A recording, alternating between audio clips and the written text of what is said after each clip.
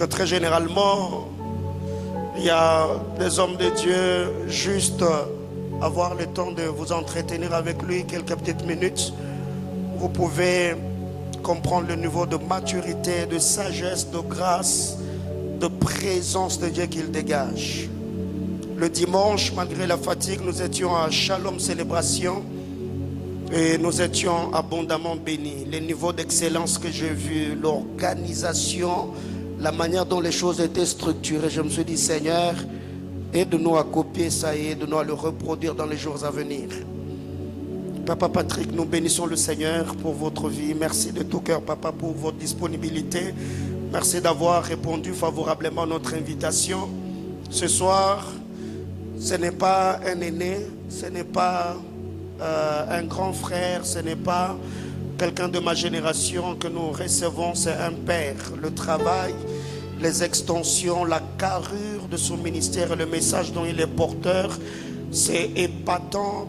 Et je crois que ce soir, depuis le matin, j'ai prié, j'ai dit à Dieu que le passage de Papa Patrick nous amène à autre chose. Et je crois de tout cœur, je m'attends à Dieu ce soir et je suis fortement convaincu dans mon esprit que le Seigneur fera grâce. Le centre missionnaire Manaïm, je nous prie s'il vous plaît si on peut être debout.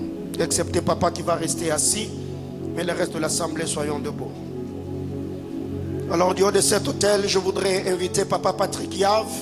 Pendant qu'il est en train d'avancer, est-ce qu'on peut m'aider à acclamer le Seigneur? On acclame Jésus.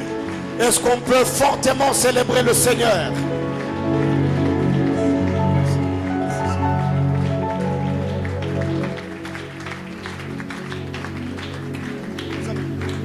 Come on, est-ce qu'on peut continuer à acclamer le Seigneur?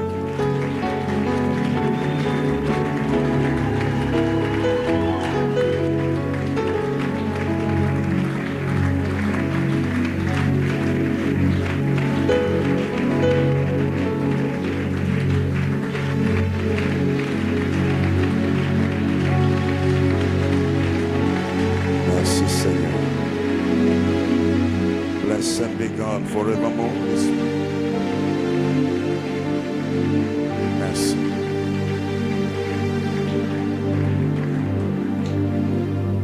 Tu es le Dieu éternel et tu es le Dieu immortel.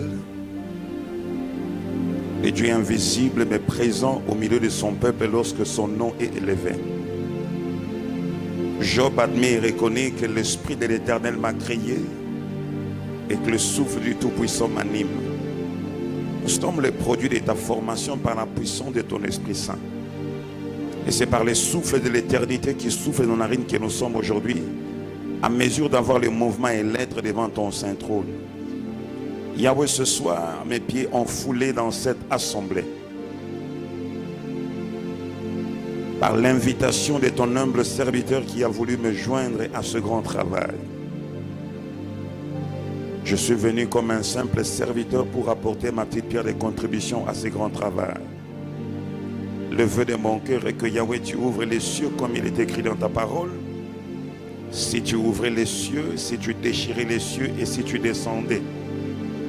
Car la renommée de ta parole s'est accrue par l'accomplissement de tes promesses. Ce soir éternel, la Bible déclare que tu t'es fait un nom par l'habileté de faire des choses glorieuse et puissante depuis les temps anciens en Égypte, en Israël et jusqu'aujourd'hui parmi ton peuple. Ouvre ma langue d'argile afin que je transmette la parole avec exactitude et rectitude. Esprit du Dieu vivant, cher Saint-Esprit, toi le secret derrière mon appel et le secret derrière mon ministère. Prends ce programme de mes mains. Ces quelques minutes où je me tiendrai devant toi, je prie que Seigneur, tu en fasses un instrument de transformation et de changement. Car tu n'as pas besoin de l'éternité pour faire ce qui est éternel. C'est dans le nom glorieux et puissant de celui qui est mort à la croix de Golgotha, de celui qui a été enseveli, et 3 jours après il est revenu à la vie.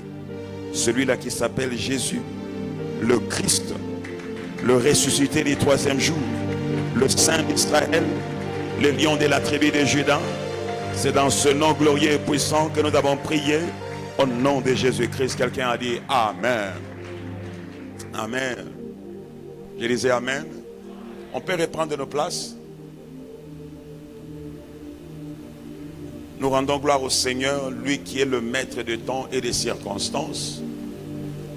Et nous rendons gloire à Dieu pour l'homme établi dans cette maison. J'ai lu, nous sommes une famille. Et si on est une famille, on a un père dans la maison. Et si on a un père dans la maison, c'est-à-dire que nous sommes vraiment des fils d'un même père. Je salue la grâce du prophète Paulin que j'ai découvert par le révérend pasteur Israël Mas, un homme bien, celui qui m'a présenté pour la toute première fois. Je l'ai découvert et je l'ai aimé. Et aujourd'hui, me voici, il m'a cédé sa chair. Je sais que ce n'est pas toujours donné à tout le monde de céder la chair à tout le monde, mais je crois qu'il a vu quelque chose à moi. C'est cette chose-là qu'il va faire, qui a fait que je me tienne devant vous ce soir. Alors, sans plus tarder, comme on m'a dit que nous devons partir de ces lieux à 18h45 ou 19h moins le quart, n'est-ce pas? Alors, venons dans le livre d'Abdias, chapitre 1er. Abdias, chapitre 1er. Le verset 17, d'où notre thème de base a été tiré cette année.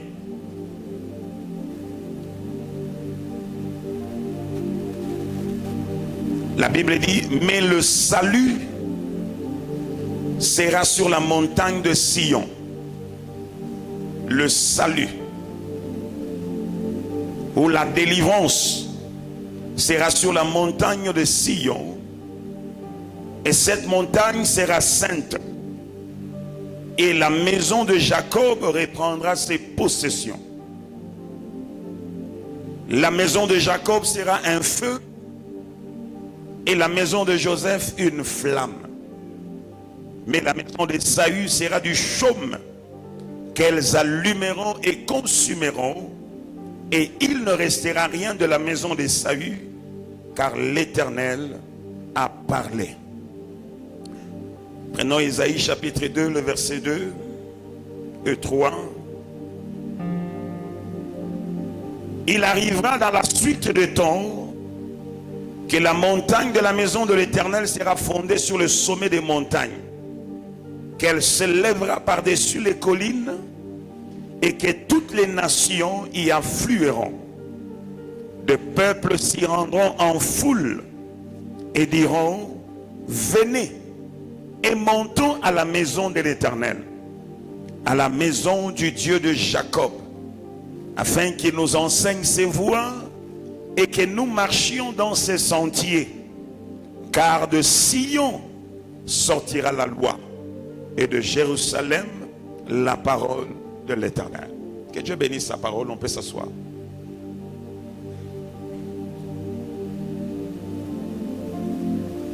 Je suis convaincu que depuis le mardi, hier le mercredi, l'église de Dieu a été richement bénie par ce grand thème. Et aujourd'hui, je suis venu pour aussi apporter ma petite pierre de contribution à ce travail. L'idée de ce passage qu'on nous a donné pendant ce temps de prière, c'est qu'il y a une montagne sur laquelle la Bible atteste que c'est de cette montagne que viendra la délivrance. Et cette montagne, on dit, c'est la montagne de Sion. De cette montagne, on voit, il y a deux choses qui viendront, entre autres, premièrement, le salut ou la délivrance. Et la deuxième des choses, cette montagne sera sainte. Et à partir de cette montagne et de ces deux caractéristiques, comme j'ai lu, nous avons un message, la foi et la sanctification. Et nous voyons ici que dans ce passage, la sanctification est connectée à l'habileté de Jacob de reprendre ses possessions. Pour que quelqu'un reprenne ses possessions, ça veut dire que la personne avait quelque chose, mais qu'elle l'a perdu. Soit par négligence, ou soit par ruse. Déjà, je veux que nous comprenions une chose. Jacob, à ce stade de sa vie, il est le seul garant de ce qu'on appelle la bénédiction abrahamique. Jacob, de son vivant, à son époque, quand il marchait sur la face de la terre, il était l'incarnation et le représentant de la bénédiction de Dieu sur Abraham. Il portait en lui l'alliance d'Abraham. Il tenait en lui la verge qui symbolisait le patriarcat qui a marché avec son grand-père Abraham ainsi que son père Isaac. Mais nous voyons que Jacob se retrouve comme un esclave, non pas dans une terre de ses ennemis, mais curieusement dans la maison de son propre oncle, en la personne de Laban. Cet homme est déjà béni, cet homme a des promesses, cet homme a avec lui la verge qui stipule qu'il a la bénédiction d'Abraham. Mais nous le voyons dans une maison où il est en train d'opérer en deçà de ses potentiels. Et comprenez bien aimé pourquoi nous parlons de Jacob, parce que Jacob c'est l'incarnation de la manifestation de la promesse que Dieu a eu à faire à Abraham. Parce que Isaac, certes, c'est par lui que Dieu a dit à Abraham, je te bénirai, je te multiplierai et ta postérité posera l'épaule de ses ennemis. Et en Isaac, tu seras le père de la multitude. Mais curieusement, Isaac n'a pas fait la multitude directement. Isaac était comme la sémence et qu'il a transmis cette sémence à Jacob. Parce que c'est Jacob qui a été à mesure de produire les 12 tribus d'Israël. Lorsque même son nom a changé, il est devenu Israël. Et c'est de lui que nous voyons maintenant que la nation d'Israël a commencé à exister. Et là nous voyons cet homme qui est porteur d'une nation ou des nations. L'homme qui est porteur d'une grande destinée se voit dans la maison de Laban. Une fois il arrive là-bas, le premier année, la Bible nous dit ceci, que cet homme se retrouve en train de servir. Amen, l'église. Il se retrouve en train de servir. Je dois rester un moment, à un endroit, je vois ici. Ça va. Amen, amen. Il se retrouve dans cette maison en train de servir. Les premières cette année, Jacob veut épouser une femme, mais la femme qu'il devrait épouser lui a été, comment je peux dire, ravie. Et quand il découvre le subterfuge de son oncle Laban, il lui dit, mais qu'est-ce que tu m'as fait? Il dit, écoute, ce n'est pas la coutume dans cette contrée de donner pour épouse la plus jeune au lieu d'abord de donner la plus âgée. Alors si tu veux, celle que tu veux, travaille encore cette année. Il se retrouve avec une femme qu'il aimait, qui devient sa deuxième femme. Il se retrouve, il devient polygame sans pour autant l'avoir voulu. Il prend la femme, elle est dans sa maison, mais il continue à travailler pour elle jusqu'à totaliser 14 ans. Et après 14 ans, nous voyons que Jacob encore se retrouve en train de travailler pour son oncle Laban. En totalité, Jacob se retrouve, il a servi Laban pendant 20 années. Tu es avec moi, église? 20 années. Pourquoi il est resté longtemps dans cet état? La Bible nous dit ceci, que si Jacob s'est retrouvé possédant beaucoup, ayant une grande destinée, ayant des grands biens à venir, c'est parce qu'un homme était en train d'opérer avec des forces mystiques pour lui priver des choses qui sont à lui. Dans Genèse chapitre 30, le verset 25, nous écoutons Jacob qui est en train de parler. On dit, lorsque Rachel, sa femme, eut enfanté Joseph, Jacob dit à Laban, laisse-moi partir pour que je m'en aille chez moi dans mon pays. Alors il dit, donne-moi mes femmes et mes enfants pour lesquels je fais quoi? Je t'ai servi et je m'en irai. Car tu sais quel service j'ai fait pour toi. Écoute la réponse de son oncle, le Laban. Laban lui dit, puissais-je trouver grâce à tes yeux? Je vois bien que l'Éternel m'a béni à cause de toi. Je vois bien que si je suis ce que je suis, j'ai la richesse que j'ai. Mon entreprise a fleuri. Si je vois la floraison de mon entreprise, l'accroissement de ma vie, je réalise que si je suis ce que je suis et que j'ai ce que j'ai, c'est tout simplement parce que j'ai découvert que c'est par toi que Dieu m'a béni. Mais en français, lui, seconde fois, tu ne vois pas la beauté du texte. Mais quand tu prends la version anglaise, Jacob dit une phrase, il dit, j'ai découvert par expérience. Dans d'autres versions, on dit, j'ai découvert par divination que ce que je suis, c'est grâce à toi. Donc si Laban a découvert par divination, par sorcellerie, il dit par mes omens, par mes dieux, par mes boules de cristal, si on peut dire aujourd'hui, si j'ai découvert par ces choses-là, c'est que Jacob était dans la maison de son oncle, certes, mais son oncle opérait avec une autre puissance. Ensemble l'église, on est ensemble l'église. Son oncle opérait par une autre puissance.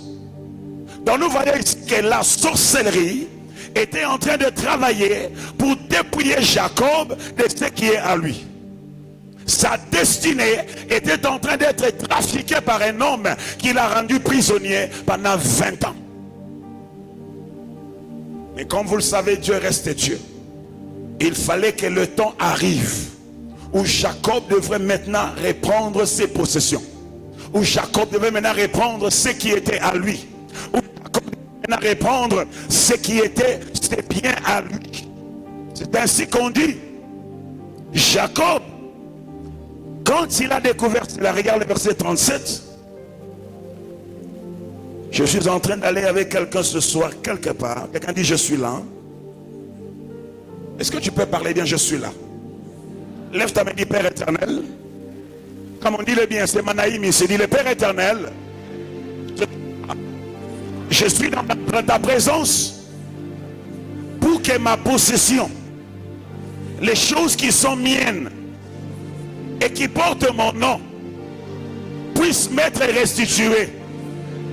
Tout ce qu'un homme, par quel que soit le mécanisme, m'aurait ravi, par envoûtement ou par sorcellerie ou même par mysticisme, ce soir éternel, au moyen de la lumière que je reçois de la parole pendant ces 3 jours, pendant cette semaine, ô éternel, laisse que ce qui est à moi me soit restitué au nom de Jésus-Christ. On dit ceci, regarde, Jacob a compris, suis-moi très bien, que pour que je reprenne ce qui est à moi, le Seigneur vient voir Jacob et lui donne une intelligence spirituelle, en lui disant, écoute petit, j'ai vu comment on a trafiqué ta bénédiction, j'ai vu comment on t'a pris ce qui est à toi, mais je vais te donner une sagesse divinement variée, infiniment variée, qui te permettra de faire quoi? De reprendre ce qui t'avait été volé. Et ton voyage de l'esclavage vers la terre promise commencera. Et l'on voit maintenant dans Genèse 30, le verset 37, on dit Jacob a observé comment les troupeaux de son oncle s'abreuvaient et comment ils mangeaient. L'intelligence ici, Jacob ne l'avait pas, mais c'est le ciel qui le lui a révélé.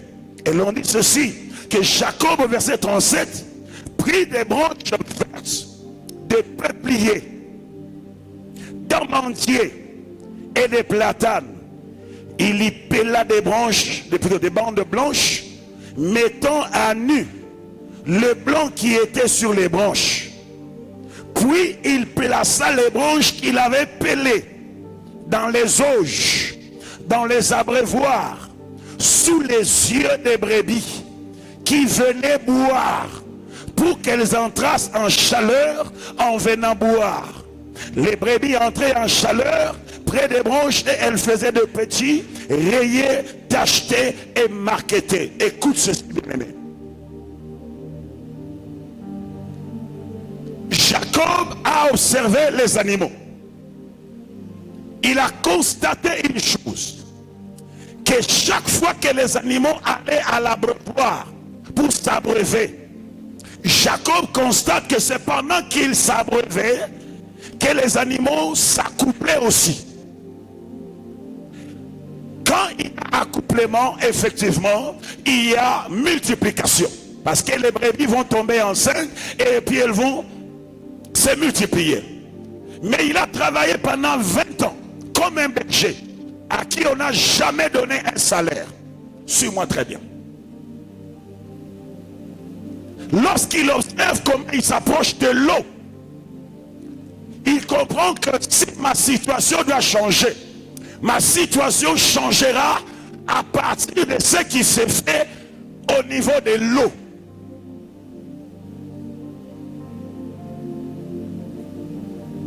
Amen. Il dit, si ma situation changeait, elle va changer à partir de ce que je vois qui se passe au niveau des eaux. Parce qu'il voulait reprendre ses possessions. Il faut comprendre qu'à cette époque, la richesse d'un homme n'était pas en termes de lingots d'or comme aujourd'hui. La richesse d'un homme, les biens d'un homme étaient en termes de bétail. C'était la terre et le bétail. Et la qualité de l'eau que la personne donnait à ses brebis déterminait aussi la qualité de la fécondité de ses brebis. Tu me suis bien aimé. Tu te souviendras, les hommes de la ville de Jéricho sont venus voir Josué et lui disent, Seigneur, vois comment le positionnement, la position de la ville, elle est bonne. Mais nous avons un problème. Il y a des immeubles, il y a des gratte-ciel, il y a des malls, il y a des belles maisons, il y a des entreprises. Mais nous constatons que quand bien même on est dans un bon endroit, nous n'arrivons pas à prospérer. Nous n'arrivons pas à percer. Il dit, mais pourquoi vous ne pas percer? Il dit, parce qu'on a constaté une chose. Nous avons de bétail, on a des vaches, on a des chèvres, on a des moutons. Mais chaque fois que nous les amenons paître, ou nous les amenons s'abreuver, nous constatons que et nos animaux et nos fermes n'arrivent pas à produire. Alors on a résolu que la qualité des eaux n'est pas bonne. Puisque la qualité des eaux est mauvaise, nous constatons que il faut qu'il y ait quelque chose qui doit être fait. Tu es avec moi? Tu es avec moi? Ainsi, je peux te dire que c'est la qualité de l'eau qui détermine quoi? C'est la fécondité. Quelqu'un dit la qualité des eaux? Comment tu es là? Il est la qualité des eaux. Donne-moi les micros, s'il te plaît. Il est la qualité des eaux.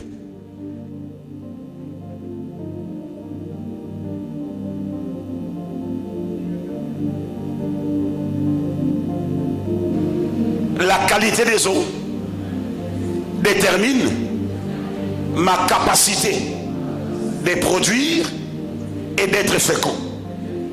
Ainsi, ils disent, l'eau n'est pas bonne. Et comme l'eau n'est pas bonne, qu'est-ce qui arrive ipso facto? Tout ce que les animaux boivent, quand ils boivent, après avoir bu, ça affecte leurs entrailles. Ils vomissent ou ils avortent ce qu'ils ont dû prendre comme nourriture. Et même la terre duquel ils broutent, quand nous l'arrosons de la même qualité de l'eau, nous constatons qu'il y a aussi quoi? Un problème. C'est ainsi qu'Élisée est allé à la source. Tu connais l'histoire. Maintenant, si maintenant Jacob constate que ma vie, pour qu'elle change, je dois être aux côtés des abreuvoirs et de regarder qu'est-ce qui se passe pendant que les animaux sont en train de boire. Il fait un constat. Il dit, c'est quand ils sont au point d'eau qu'ils entrent premièrement en chaleur. Parce qu'ils boivent et ils s'accouplent. Ils boivent et ils s'accouplent. Ce qui m'intéresse, c'est que ces animaux ne s'accouplaient pas en dehors des abreuvoirs. Ils s'accouplaient dans les abreuvoirs. Ainsi Jacob dit, ok, je veux maintenant essayer de faire quelque chose. C'est-à-dire l'eau en soi avait quelque chose. L'eau en soi c'était de l'eau. Mais Jacob a compris que pour que j'affecte ces animaux, je dois trafiquer cette eau. je dois y introduire quelque chose qui va faire que quand ces animaux viendront boire, au-delà de leur capacité de s'accoupler, quelque chose de plus entrera en eux et je serai en mesure de pouvoir récupérer ce qui est à moi. Parce que c'est la seule stratégie, la seule sagesse que Dieu vient de me donner et je dois bien l'utiliser. Et il a fait ce qu'il a fait là. Il a pelé les branches des arbres et il les a placées dans cette eau-là. Et quand les animaux venaient, comme c'est dans leur habitude de venir s'accoupler là-bas et d'entrer en chaleur, automatiquement, quand ils buvaient, non seulement ils buvaient, mais ils regardaient qu'il y avait quelque chose dans l'eau qu'ils buvaient. Ce n'était plus seulement boire pour étancher la soif, mais c'était aussi maintenant boire tout en recevant une vision dans ce qu'on est en train de boire. La Bible dit ceci: sur la montagne de Sion, il y aura le salut et la délivrance. Mais comment est-ce que la délivrance vient?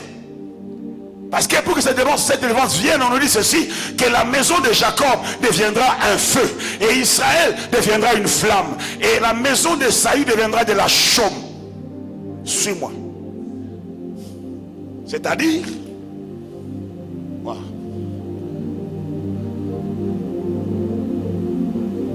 La Bible nous dit ceci: si nous plongeons nos regards dans cette loi parfaite de la liberté,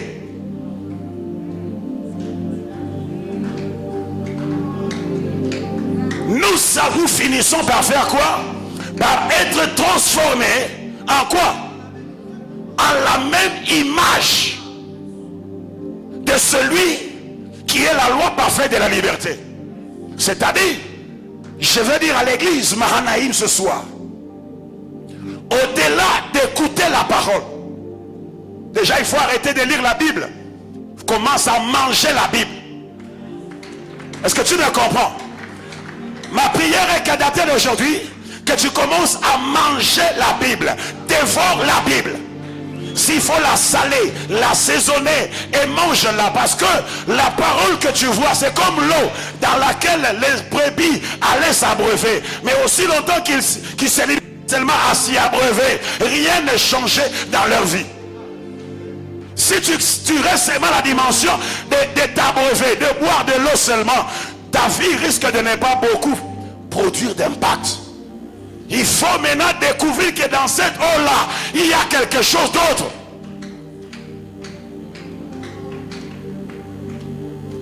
Tu vois? Proverbe nous dit ceci: tel que l'eau répond au visage,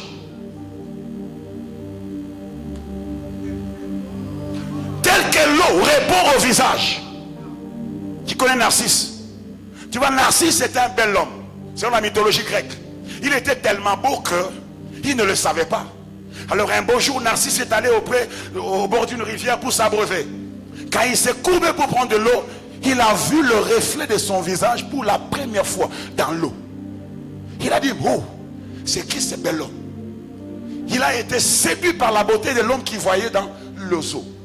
Il a voulu aller les chercher. C'est ainsi qu'il est tombé dans l'eau et s'est noyé. C'est-à-dire, comme l'eau répond au visage, ainsi l'esprit de l'homme répond à l'esprit de l'autre homme. Et c'est ainsi qu'on dit que le fer aiguise le fer. Tel que le fer aiguise le fer, l'esprit de l'homme excite aussi la colère de l'homme. La première chose que tu dois faire pour récupérer, tu dois apprendre à plonger ton regard dans la loi parfaite. Quelle loi parfaite? Parfaite de la liberté. Il y a une liberté dans la parole, mais tu dois aller au-delà de lire. Parce que derrière chaque verset que tu vois dans la Bible, il y a une porte. Chaque verset que tu vois dans la Bible, il y a une porte. Si tu trouves la porte derrière ce verset-là, tu as accès à autre dimension que ce que tu vois à l'apparence, à la superficie. Ainsi, les animaux, quand ils buvaient, l'image qu'ils voyaient dans l'eau ce qu'ils voyaient dans l'eau finissait par entrer en eux. Et quand ça entrait en eux, quand ils allaient à la maternité, ils finissaient par produire ce qu'ils avaient vu dans l'eau qu'ils buvaient. Je dis, ils ont produit ce qu'ils voyaient dans l'eau qu'ils buvaient. Qu'est-ce que tu as vu dans l'eau de la parole que tu lis chaque jour? Qu'est-ce que tu as vu dans l'eau de la parole que tu écoutes chaque jour? Chaque fois que le prophète Paul monte ici, il enseigne, il prêche, il donne des messages. Qu'est-ce que tu as déjà vu? La Bible déclare que Christ, après avoir jeûné 40 jours et 40 nuits, il est allé au temple. On lui a remis le livre du rouleau du prophète Ésaïe. On dit Jésus a ouvert le rouleau à l'endroit où il était écrit de lui.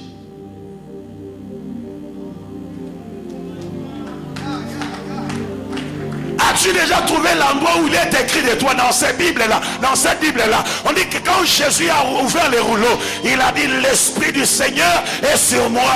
Il m'a ouvert pour proclamer la bonne nouvelle. Il a commencé à annoncer son agenda de 3 ans. Parce qu'il s'est vu dans l'eau de la parole. Et ce qu'il a dit, il a dit les choses que vous venez d'entendre aujourd'hui viennent d'avoir leur accomplissement devant vos propres oreilles. Et l'on dit, les hommes les regardèrent et ils se disent, mais qu'est-ce qu'il croit qu'il est? Ce n'est pas qu'est-ce qu'il croit qu'il est, c'est une question d'avoir vu.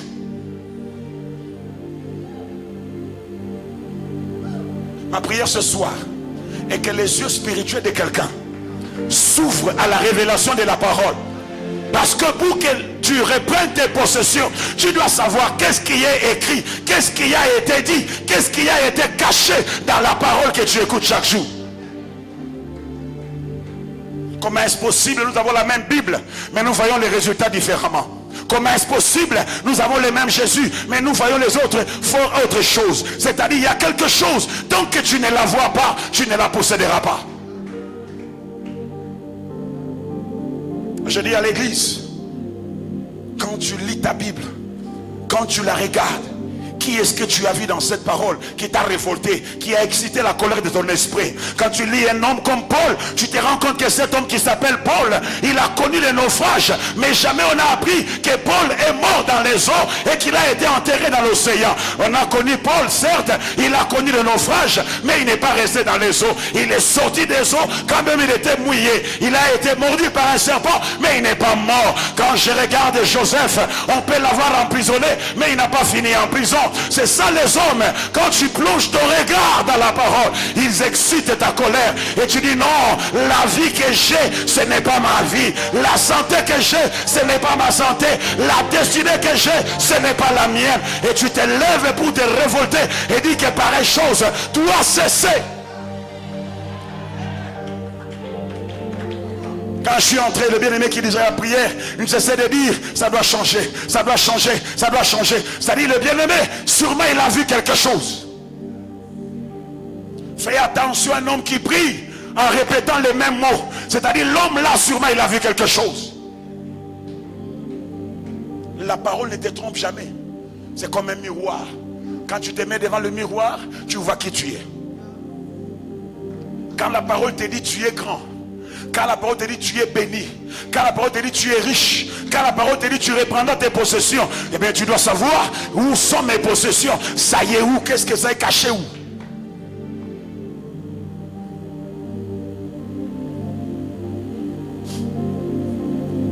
Et quand je vais saisir la vision de ce qui est en moi, et après ce travail, le Seigneur me retournera mais bien à moi. Tu vois, il y a l'histoire de cette femme dont la Bible dit, cette femme, elle avait perdu une pièce d'argent.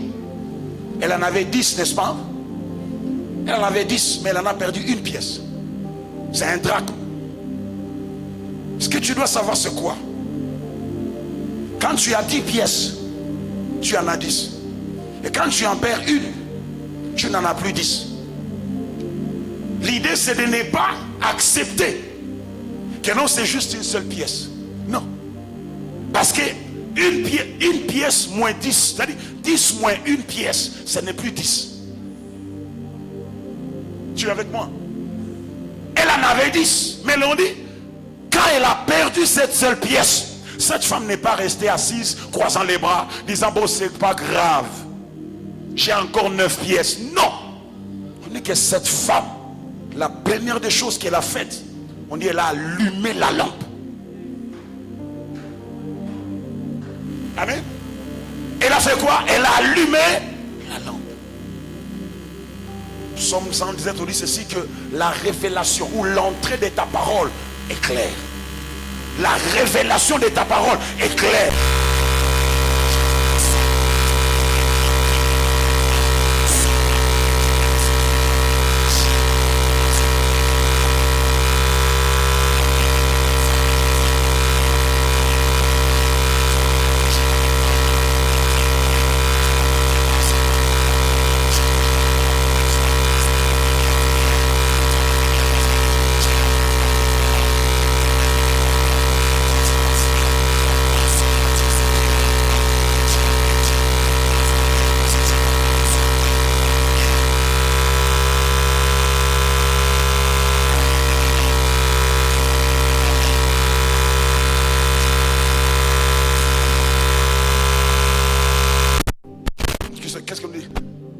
Ceci, que l'esprit de l'homme, ton esprit et mon esprit, la Bible déclare, c'est la lampe de l'Éternel. L'esprit de l'homme, c'est la lampe. Ton esprit est allumé, qui s'allume. Quand la parole entre dans ton esprit, elle révolte ton esprit. Il y a une lumière qui jaillit en toi. Et tu commences à voir les choses différemment. Tu dis, attends, il y a des choses que j'ai eu à tolérer dans ma vie. Mais avec la lumière de la révélation, je comprends que ça, ce n'est pas normal. C'est l'intolérance du présent qui crée le futur. Aussi vrai que tu n'es pas, si tu es content de là où tu es, content de ce que tu es, content de ce que tu fais, content de la vie que tu mènes, tu ne sauras jamais engendrer un futur. C'est quand tu deviens intolérant. Qui t'a dit qu'il faut te dire, ça va, j'attends mon temps? Qui t'a dit qu'il faut te dire, j'attends mon temps? Non. Le temps de Dieu, c'est maintenant. Ah. Tu sais, Jésus a dit ceci, révérend. Il dit, ne dites-vous pas qu'il y a encore combien de mois pour que la moisson vienne? Ne dites pas qu'il y a encore 6 mois. Non. Oh non, Seigneur, on attend encore 6 mois pour moissonner. Jésus dit non. Levez vos yeux et regardez. La moisson, elle est déjà comment? Prête. C'est-à-dire, le problème de ce peuple, c'était qu'ils ne voyaient pas. Aussi longtemps qu'ils ne voyaient pas, ils étaient en train de procrastiner, de toujours reporter que non, j'ai récupéré mes possessions en 2024. Je n'ai que 25 ans, à 35 ans, je suis riche. Qui t'a dit ça? Même à 22 ans, tu peux devenir riche. Même à 25 ans, tu peux avoir une maison, tu peux fonder une famille. Qui t'a dit que pour devenir un père et fonder une famille, tu dois avoir 45 ans? Non, mon bien-aimé. C'est une question de quoi? De révélation. C'est pourquoi dans ta vie on dit ceci. Il arrivera à la suite de temps que la montagne de l'Éternel, la maison de l'Éternel sera élevée au-dessus de toutes les montagnes. Et tout le peuple s'y afflueront. Et ils diront, allons à la maison de l'Éternel. Allons à Manaïm. Car quand nous allons à Manaïm, le prophète Paulin va nous enseigner des choses. Et quand il va nous enseigner, nos yeux vont s'ouvrir. Et quand nos yeux s'ouvriront, nous dirons, je récupère ce qui est à moi. Oh, je ne sais pas si je parle à quelqu'un ce soir. Vous êtes trop... Comment? Est-ce que tu es là?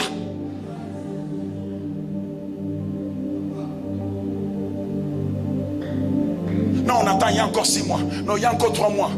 Jésus dit non. Levez vos yeux et regardez. Ça dit, il y a des gens qui marchent comme ça. Jésus dit, lève tes yeux et regarde. Quand tu lèves tes yeux, tu vas regarder. Tu sauras maintenant voir que Angaria dit, le champ a déjà blanchi. Mais tout ce temps, les champs blanchis là, comment ils ne le voyaient pas? Jésus dit, le champ a déjà blanchi. Ce que vous voyez là, c'est déjà à vous. Il faut entrer dedans.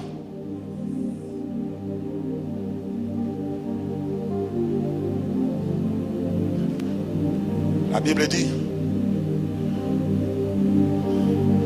je t'ai dit que Jacob sera un feu. N'est-ce pas? Laisse-moi te montrer une chose. Déjà, tu dois comprendre une chose. La seule pièce là de drachme là, c'est juste une pièce. Mais ce que quand tu étudies, tu vas te rendre compte que non, cette pièce là, c'est en même temps le denier. Or, quand tu lis dans la Bible, Jésus dit ceci.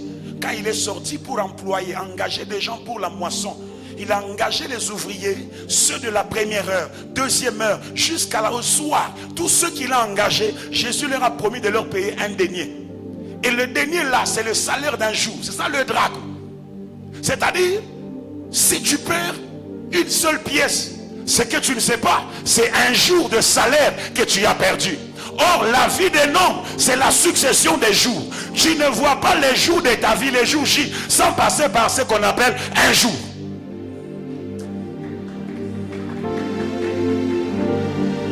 Ne rate jamais un jour.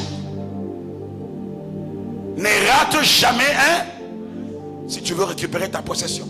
Parce que chaque jour, quand ça vient avec une mission.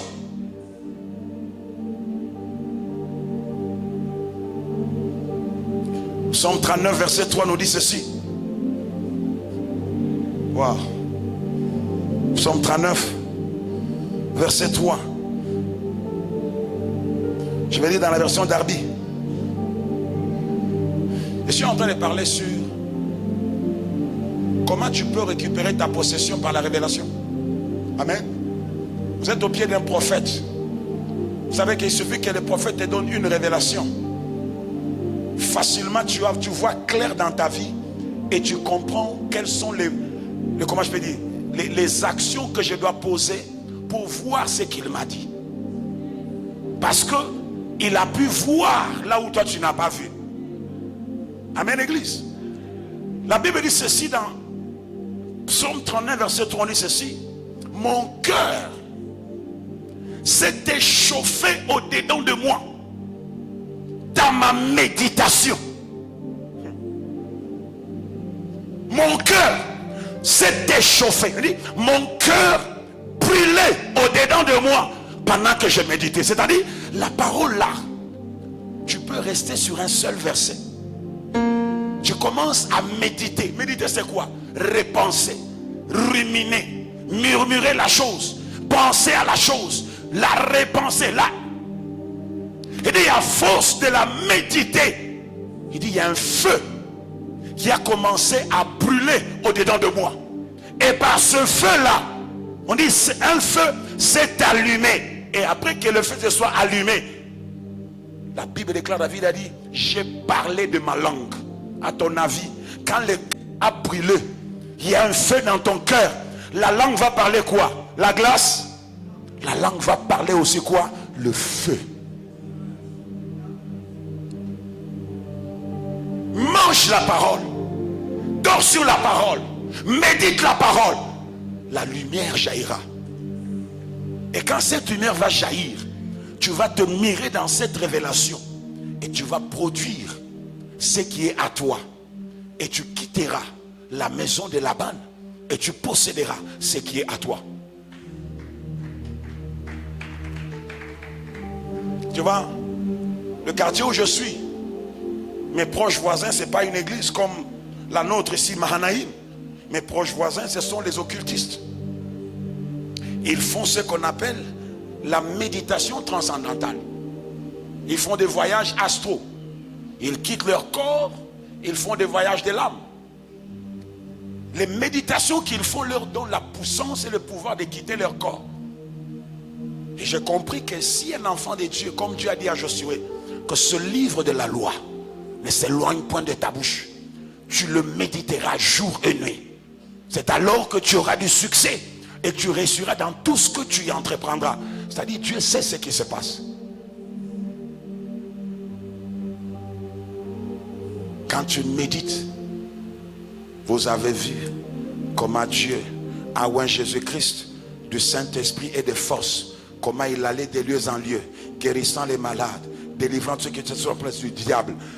Vous avez vu comment Dieu a oint Jésus-Christ du Saint-Esprit. Vous avez vu comment Dieu a oint Jésus-Christ du Saint-Esprit. Comment il allait de lieu en lieu. Tu changes, tu mets ton nom. Vous avez vu comment Dieu a oint Patrick Riave du Saint-Esprit et de feu. Il allait de lieu en lieu, guérissant les malades. Vous avez vu comment Dieu, à force de parler cette parole-là, tu vas commencer à te voir comme étant un homme. Maintenant, ok, si je quitte ici, je vais à l'hôpital, c'est que je viens de lire ici, je vais chercher un malade. Mon frère, tu seras étonné de voir, tu arrives à l'hôpital, tu mets la main, la chose que Jésus a vue, tu la vois au 21e siècle ici.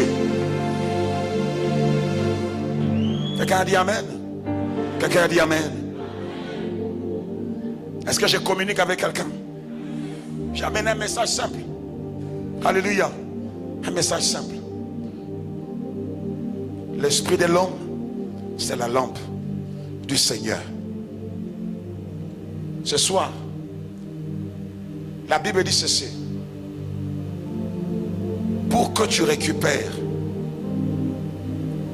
ce qui est à toi, le Seigneur te dit, va à la montagne de Sion. À cette montagne de Sion, il y a le salut. À cette montagne de Sion, il y a la révélation. On va t'enseigner, on va te dire que ce que tu dois faire, comment tu dois faire. Et à force de faire, tu sais, j'ai compris que l'église aujourd'hui ne suit pas trop souvent les instructions que les pasteurs leur donnent. La vie d'un enfant de Dieu devient facile si l'enfant de Dieu se met à écouter les choses qu'on lui enseigne. Parce que les choses que par exemple le révérend Paulin enseigne, ce ne sont pas des choses qui viennent de sa tête. Ce n'est pas les sciences économiques qu'il a étudiées à l'université ou bien le droit, non. C'est la révélation après la méditation. Dieu lui dit, voilà, dis ceci à mon peuple. Et quand il te dit, c'est en fait le blueprint. Dieu te donne en fait la voie et dit, voilà ce que je veux que mon peuple fasse. Et si tu obéis, tu suis ses instructions, tu vas te rendre compte que Dieu t'aura tracé un chemin, comme ce tapis rouge ici, sur lequel tu vas marcher. Parce que la révélation recalibre les gens. La révélation remet les gens sur le droit chemin. La révélation te permet, bien aimé, de rattraper même les temps perdus. Gloire au Seigneur. Gloire au Seigneur. Gloire au Seigneur. Je veux que tu te lèves de là où tu es. Lève-toi de là où tu es.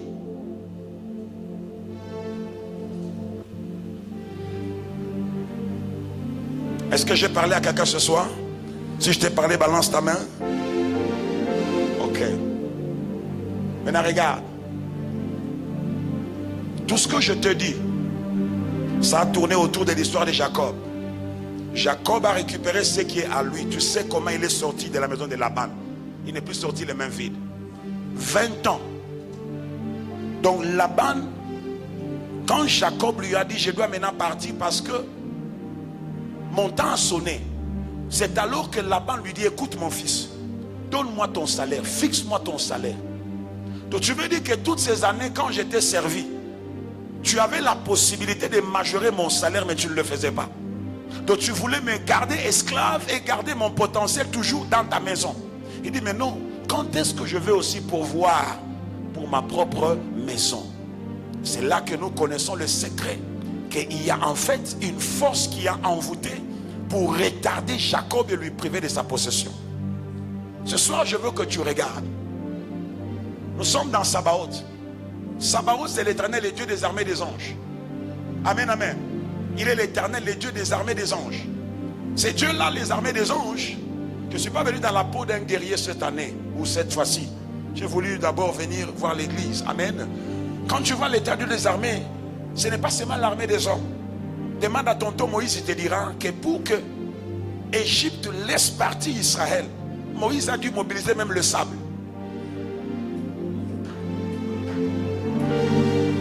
Il a mobilisé le sable. Le général de sable est sorti au devant de tous les sables. Il a pris le sable, il l'a mis dans l'enveloppe, il l'a posté à la poste de l'air. Le vent est devenu le messager qui est allé délivrer la lettre de combat qui est venue par le sable. Moïse a pris la cendre que toi tu négliges, que tu jettes à la poubelle. Moïse a pris cette cendre-là. Il a mobilisé la cendre. Il a dit, cendre, va et atteins l'objectif. Tu sais ce qui s'est passé? C'est que la cendre fait a fini par produire sur le corps des Égyptiens des ulcères.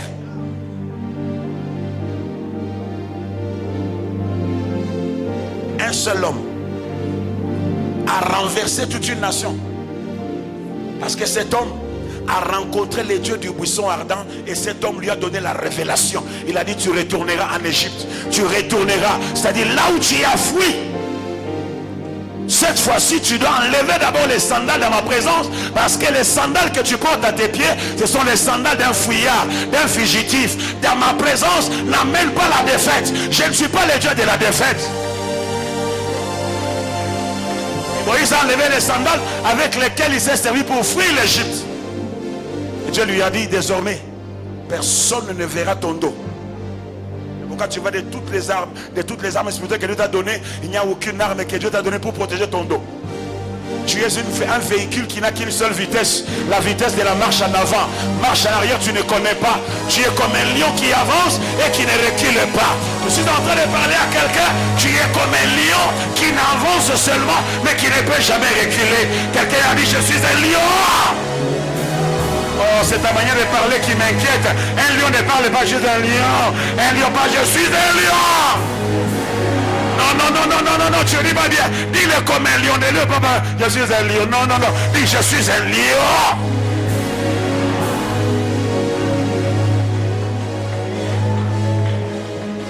Tu vois, le lion, il lui arrive révérend de manger. Il est rassasié. Il n'y a aucune menace autour de lui. Mais bien qu'il est rassasié, tu vas voir de temps en temps, le lion va se lever un peu avec son ventre bédonnant. Il va se prendre à faire. Ouah!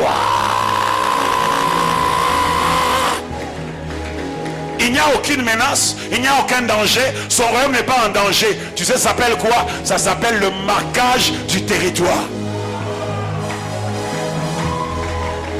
Ça veut dire, je suis vivant. Je suis encore le roi lion. Les premiers qui osent qu'il vienne, il finira dans mon ventre. Ce soir, je suis en train de dire, tout celui qui a pris ce qui est à toi et qui a trafiqué ton étoile et qui a trafiqué ta destinée et qui a trafiqué ta gloire, ce soir, je suis en train de dire, de là où tu es, mets un peu ta jambe droite à gauche et ta jambe gauche à droite et déclare ce soir, je suis venu marquer mon territoire. Quelqu'un a dit, ouah! Pousse un cri de guerre. Que les quartiers entendent. Que l'environnement entende. Que la sorcellerie de ta famille entende.